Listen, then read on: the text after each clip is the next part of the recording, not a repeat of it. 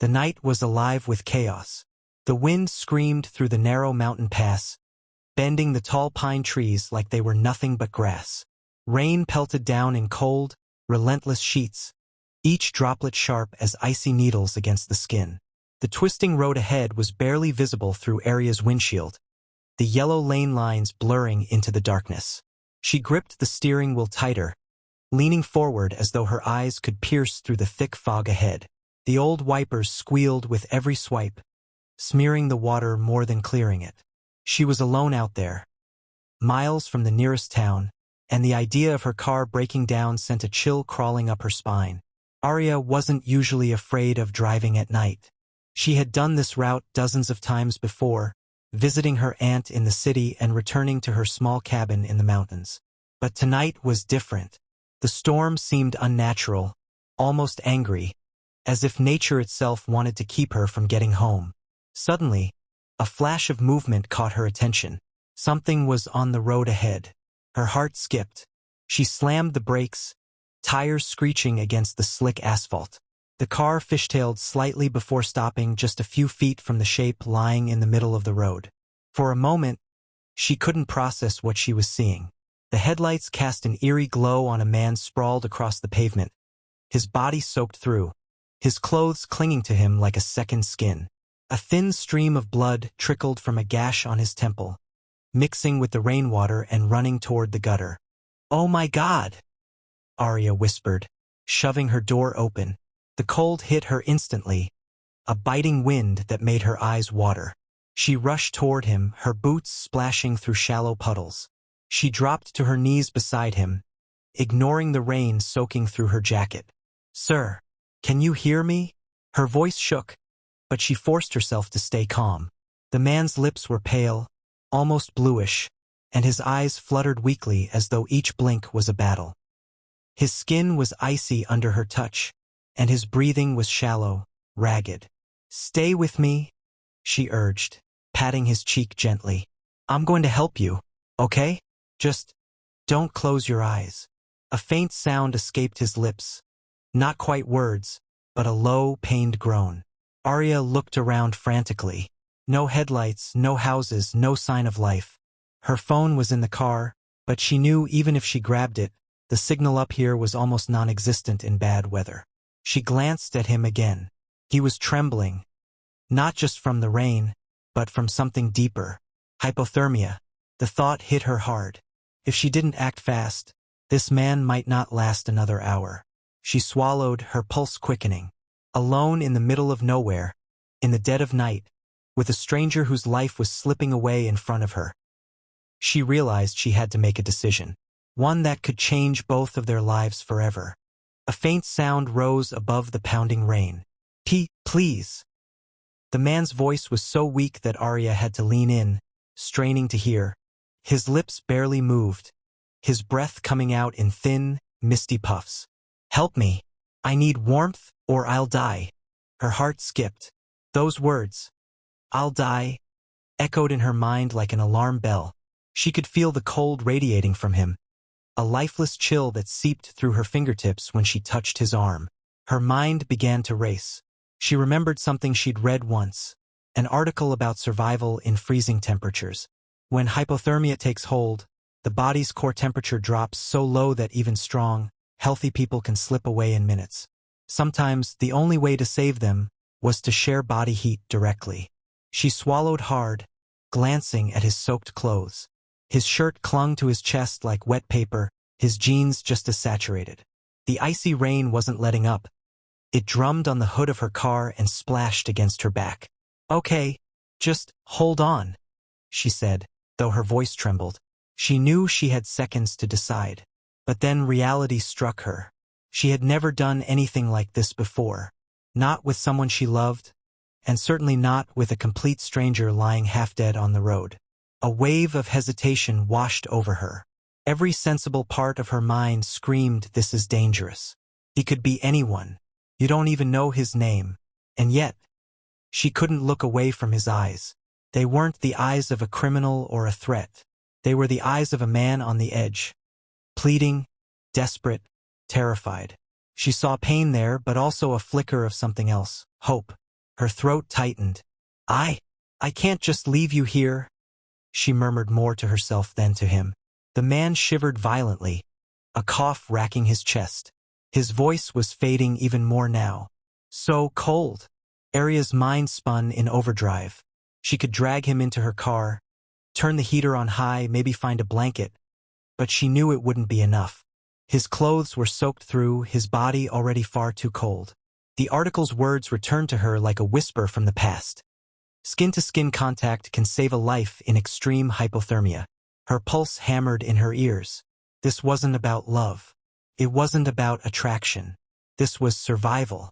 If she didn't act now, he might stop breathing before morning. Another gust of wind swept down the road, nearly knocking her sideways. The storm didn't care about either of them. It would swallow them both without a thought. She took a deep breath, forcing her panic down. "All right, I'm going to get you warm," she said firmly. She didn't yet know how she'd convince herself to follow through, but one thing was certain. The moment she made that promise, there was no turning back. Aria's hands trembled as she slid her arms under the man's shoulders, trying to lift him. He was heavier than he looked, his wet clothes weighing him down like lead. The rain kept pouring, soaking through her own jacket until she felt just as chilled as he was. "Come on, just a little further," she urged, half dragging, half supporting him toward her car. His head lolled against her shoulder, his breath shallow and labored. Each step she took felt like a fight against the storm itself. Finally, she got him to the passenger seat and shoved the door closed behind him. The heater roared to life when she turned the ignition, but she knew it wouldn't be enough. The air inside was still frigid, and the man's body was in the kind of cold that heat vents couldn't fix in time. She glanced at him again. His skin was pale, almost gray, his lips a frightening shade of blue. His hands twitched weakly, then stilled. A spike of panic shot through her chest. "Stay awake. Do you hear me?" she said sharply, gripping his arm. He made a faint sound, but his eyes barely opened. Aria sat back, breathing hard. She knew what she had to do, and the thought made her face flush hot despite the cold. This was no longer about her comfort or embarrassment. This was a choice between life and death. She remembered the survival article vividly now. Remove the victim's wet clothing. Use your own body heat to warm them. Direct contact is the fastest way to transfer heat. Her stomach nodded. Could she really do this? Strip down in a locked car with a man she'd never met? Every voice in her head screamed for caution. But then her eyes drifted back to his unmoving chest. What if she hesitated too long? What if, by the time help arrived, there was nothing left to save? The sound of rain beating on the roof filled the silence. Her hands clenched into fists. "All right, Aria, you can do this," she whispered to herself. She moved quickly, removing her own damp layers and reaching for his soaked shirt. The fabric clung stubbornly to him, and she had to tug hard to free him from it. Each movement felt surreal, her pulse thundering in her ears. She kept her mind focused on one thought. This is to save him. That's all. When it was done, she pulled him close, wrapping her arms around him, pressing her body to his to share what little warmth she had left. His skin was ice against hers, and for a moment she feared it was too late. But then, she felt it, a faint, fragile pulse against her chest, the tiniest shift in his breathing. Aria closed her eyes, holding him tighter, willing her warmth into him. "You're not dying on me," she whispered. "Not tonight." In the middle of that storm, in the darkness of an empty road, she made the choice that would tie their lives together in ways she could never imagine. The storm had finally begun to fade. Gray light seeped in through the fogged car windows, carrying with it the faint scent of wet pine. Aria sat slumped in the passenger seat, exhaustion heavy in her limbs. She hadn't slept at all. Not that she could have, pressed against the freezing stranger, listening to every shallow rise and fall of his chest. Hours earlier, she'd been certain he might slip away in her arms. But now, as dawn painted the mountains in muted gold, his breathing had steadied. His skin, though still cool, no longer felt like ice. She pulled back slightly, studying his face. Without the shadows of the night and the sheen of rain, she could see him more clearly now. His features were sharp, almost too perfect, like someone sculpted rather than born. Dark lashes rested against pale cheeks, and there was something about him, something she couldn't quite name, that felt unusual. Aria was about to reach for the water bottle on the dashboard when his eyelids fluttered. She froze. Slowly, his eyes opened deep, stormy gray, just as intense as the night before. For a moment he stared blankly, as if trying to remember where he was. Then his gaze locked on her. "You..." His voice was rough, hoarse from the cold. "You saved me." Aria felt heat rise to her cheeks. Anyone would have done the same. He gave a faint shake of his head. No. Not anyone. His tone carried a weight she didn't understand. A kind of certainty, as though he knew more about her than she had told him. She tried to smile it off. "You were half dead in the middle of the road. I couldn't just leave you there." His gaze softened, but there was still something guarded in it. "What's your name?" "Aria." He repeated it quietly, as if testing the sound. "Aria, I owe you my life." She reached for the water and handed it to him. "Drink. You need it." He took a slow sip, never looking away from her. His eyes, sharp despite his weakness, seemed to study every detail of her face. Aria felt both unsettled and strangely drawn to him. "Do you remember what happened?" she asked gently. A shadow flickered across his expression. "Enough to know I shouldn't be here, and that you may be in danger because of me." The words sent a chill down her spine. Danger? From who? Before he could answer, a distant sound broke the calm. The crunch of gravel under heavy tires. Aria glanced out the rear window, her pulse quickening. A black SUV was crawling up the road toward them. The man's entire demeanor changed in an instant. His shoulders tensed, his jaw tightened, and his eyes darkened. "They've found me," he said, voice low and urgent. "And now, they know about you too." The hum of the approaching engine grew louder, deeper, like a predator closing in. Aria's heart thudded in her chest. The man, Kale, she would later learn, pushed himself upright with surprising speed for someone who had nearly died hours earlier. His gray eyes scanned the road behind them, sharp and calculating. "They're here sooner than I thought," he muttered. "Who?" Aria's voice cracked. "Who's here?" He turned to her, his expression a mix of urgency and warning. "No time to explain. If we stay here, we're both dead." Before she could protest, Kale yanked open the passenger door and stepped into the wet morning air. The cold wind bit at them instantly, and Aria hesitated only a second before grabbing her jacket and following him. The SUV was closer now, its tinted windows hiding whoever was inside. Something about the way it moved, slow, deliberate, made Aria's stomach knot. Kale grabbed her hand. "We have to disappear. Now."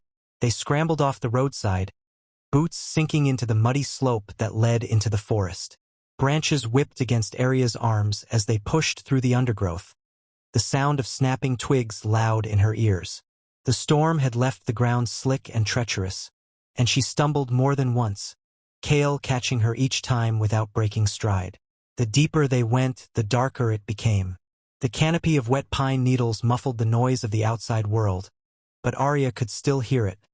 Faint voices, men shouting, the crunch of boots somewhere behind them.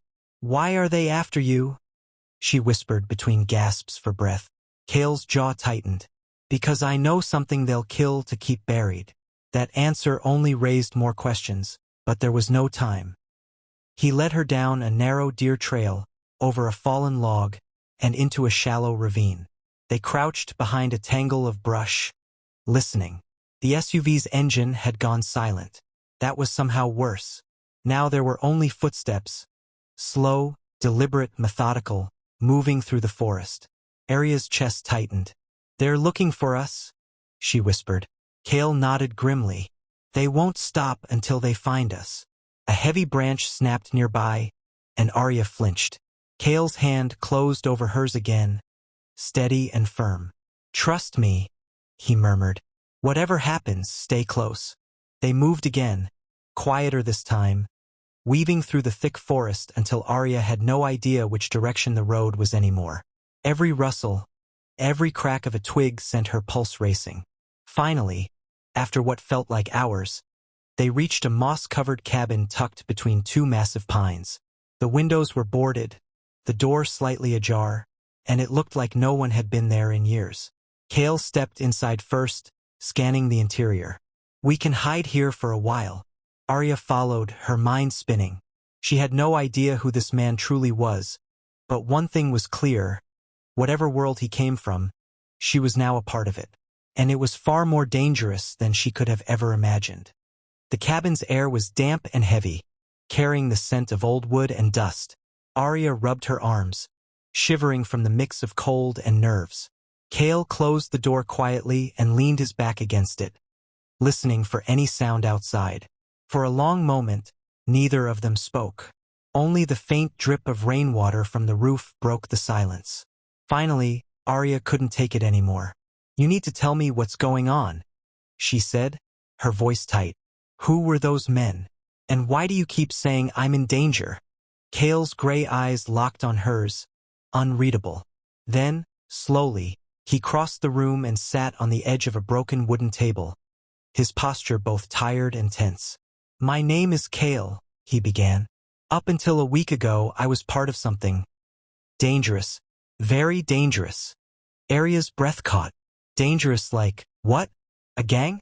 Some kind of criminal group? He shook his head. "Not exactly. Think bigger.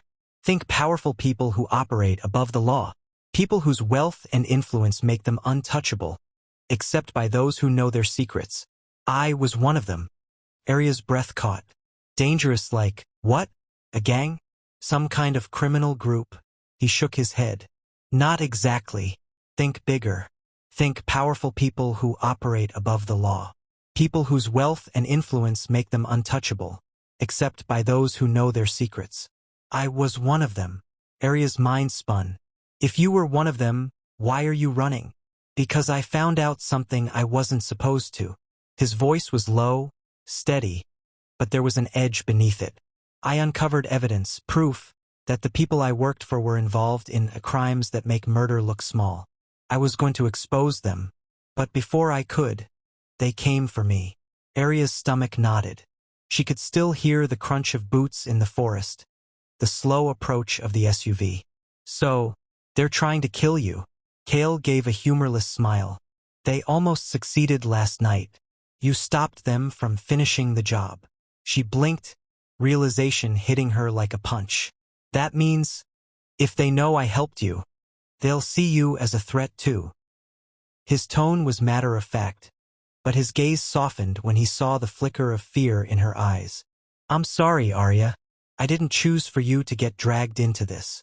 She wrapped her arms around herself, trying to process the enormity of what he was saying. She had thought she was just saving a stranger on the road. Now she was hiding from people who would kill without hesitation. Kale leaned forward slightly, his voice quiet but firm. "The truth is, I don't know how far they'll go. But I do know one thing. I won't let them touch you." Something in the way he said it sent a shiver down her spine, and not from the cold. She studied him for a moment, searching for any sign that he was lying. But all she saw was grim sincerity. Outside, the forest seemed unnaturally still, as though holding its breath. Aria realized their time in this cabin might be short-lived. Whatever Kale was running from, it was still out there. The hours in the cabin passed slowly, marked only by the creak of old wood and the occasional gust of wind rattling the loose boards. Aria sat on the floor near the small fireplace, watching the faint flames Kale had managed to coax from damp logs. The warmth was minimal, but it was enough to keep the chill at bay. She glanced at him from the corner of her eye. He was seated across from her, his back against the wall, cleaning a small hunting knife he'd found in a drawer. His movements were careful, almost methodical, but there was a quiet tension in his posture, as if his body never fully relaxed. "You've done this before," Aria said finally. He looked up, puzzled. "Done what?" "Survived. Hidden. Planned." A faint smirk tugged at his lips. You pick up certain skills when people want you dead. She swallowed, unsure whether to take that as dark humor or a warning. And what about before all this? What were you like then? Kale's eyes shifted toward the fire. Before, I thought I had everything. Money, influence, power. But I didn't realize all of it was built on lies. Once you see the truth, you can't go back. Aria hugged her knees to her chest. She didn't fully understand his world, but she understood what it meant to lose the life you thought you had. Something about his voice, the weight in it, made her feel closer to him than she wanted to admit. Over the next day, necessity forced them to work together.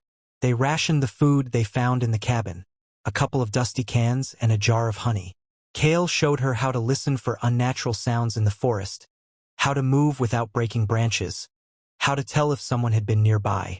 In return, Aria kept the fire going and found small ways to make the cabin more livable, blocking cracks in the walls with old rags, boiling rainwater to drink. Every small victory felt like a shared achievement. At night, the forest came alive with sounds. Owls calling, branches creaking, the distant rumble of thunder. They slept in shifts, one always awake to listen. Aria would sometimes catch Kale watching her when he thought she wasn't looking, his expression unreadable. Once, during her watch, she asked softly, "If we get out of this, what happens then?" Kale didn't answer right away. Finally, he said, "Then I disappear, and you go back to your life." The thought sent a pang through her chest, though she didn't understand why. She barely knew him, and yet, the idea of him walking away felt wrong. They didn't speak much after that, but something unspoken passed between them. A fragile connection born from shared danger, trust, and the night she had saved his life. Neither of them knew what was waiting beyond the trees, but they both knew this. Whatever came next, they would face it together. By the third day, the storm had cleared, leaving the forest cloaked in an eerie stillness. The silence felt heavier than the wind and rain had, as if the world was holding its breath. Kale stood by the cabin's doorway, scanning the treeline. "It's time to move," he said without turning. Aria frowned. "Move where? We don't even know if they're still out there." "They are," he replied simply. "But we can't hide forever. The longer we stay, the more likely they'll find us." She followed him out into the cool morning air, her boots crunching on damp leaves. They walked in silence for hours, weaving through narrow deer trails, Kale leading with an almost uncanny sense of direction. Eventually, they emerged onto an overgrown road where a single rusted car sat abandoned. Kale circled it once, checking for traps, the kind of caution that sent another reminder of just how dangerous his life had been. When they were finally seated inside, Aria turned to him. "You've been running for days, hiding, keeping me in the dark. I think I deserve to know who you really are." Kale gripped the steering wheel but didn't start the car. For a long moment, he just stared ahead, as if weighing whether to tell her. Then, with a sigh, he turned to face her. "I wasn't just part of that world," he said quietly. "I was born into it. My real name is Kale Valen, heir to the Valen dynasty." By the third day, the storm had cleared, leaving the forest cloaked in an eerie stillness. The silence felt heavier than the wind and rain had, as if the world was holding its breath. Kale stood by the cabin's doorway, scanning the treeline. "It's time to move," he said without turning. Aria frowned. "Move where? We don't even know if they're still out there." "They are," he replied simply. "But we can't hide forever. The longer we stay, the more likely they'll find us." She followed him out into the cool morning air, her boots crunching on damp leaves. They walked in silence for hours, weaving through narrow deer trails, Kale leading with an almost uncanny sense of direction. Eventually, they emerged onto an overgrown road where a single rusted car sat abandoned. Kale circled it once, checking for traps, the kind of caution that sent another reminder of just how dangerous his life had been. When they were finally seated inside, Aria turned to him. "You've been running for days, hiding, keeping me in the dark. I think I deserve to know who you really are." Kale gripped the steering wheel but didn't start the car. For a long moment, he just stared ahead, as if weighing whether to tell her. Then, with a sigh, he turned to face her. I wasn't just part of that world, he said quietly. I was born into it. My real name is Cale Valen, heir to the Valen dynasty. To her at first, until he continued. My family controls an empire built on money, power, and corruption. Billions hidden in offshore accounts, governments bought and sold. Crimes covered so well they vanish before the police even hear of them. I was supposed to inherit all of it. Aria's breath caught. Supposed to? I refused. I tried to break away, to expose what they've done. That's why they sent people after me. To them, I'm not a son anymore. I'm a liability. She stared at him, stunned. The man she'd found half dead on a rainy road wasn't just a stranger. He was the disowned heir of one of the most dangerous crime families in existence. And now, he added, his voice lower, because you saved me, you're part of their problem too. Aria's pulse raced. So what happens now? Do we just keep running? Cale's gaze locked on hers, fierce and unyielding. No, we fight. I've been alone in this war for too long. But now, I have something worth fighting for. The way he said it made her chest tighten. She didn't know if he meant her life, her safety, or something deeper. Outside, the wind picked up again, carrying with it the distant hum of an engine. Cale's jaw tightened. They've found us, he said, starting the car. This isn't over. It's just beginning. And as the vehicle roared to life, Aria realized that the night she had saved him hadn't just altered his fate. It had bound hers to his forever.